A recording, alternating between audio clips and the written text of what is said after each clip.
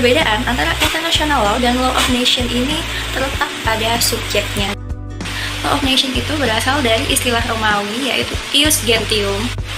Nah, law of nation ini mengacu pada kumpulan aturan dan prinsip yang mengatur perilaku dan hubungan antar bangsa di lingkup internasional. Nah, sedangkan international law selain mengatur hubungan antara negara dengan negara, juga mengatur hubungan antara negara dengan subjek hukum lainnya. Bukan negara dan antara subjek hukum, bukan negara dengan satu sama lainnya. Jadi, kesimpulannya, law of nation hanya mencakup tentang negara saja, sedangkan international law mencakup antara negara dan subjek hukum non-negara.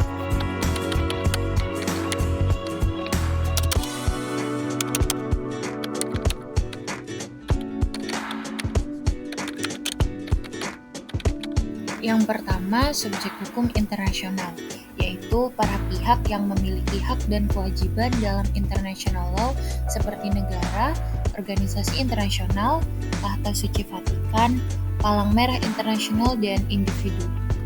Yang kedua, ada objek hukum internasional, yaitu hal-hal yang diatur di dalam hukum internasional. Contohnya, seperti hubungan diplomatik, penyelesaian sengketa antar negara, dan juga perdagangan internasional.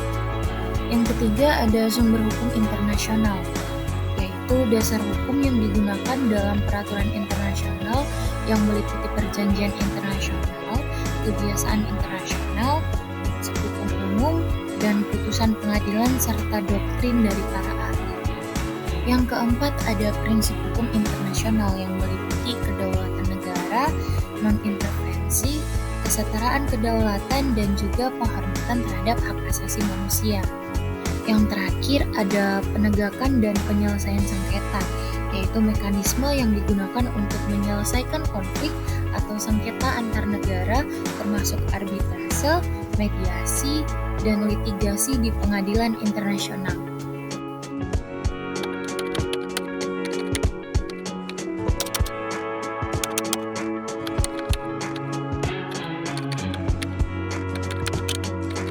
Terdapat 3 poin ciri pembeda international law dan hukum nasional. Poin pertama, international law bersumber pada kemauan bersama masyarakat negara. Sedangkan hukum nasional bersumber pada kemauan negara. Poin kedua, international law subjeknya adalah negara. Sedangkan hukum nasional subjeknya adalah perorangan, baik dalam hukum perdata maupun hukum publik. Lalu yang ketiga, international law mendasarkan pada prinsip persamaan subjek, yaitu negara sebagai dasar terbentuknya hukum. Prinsip ini tidak menonjol dalam hukum nasional yang serba terdesentralisir.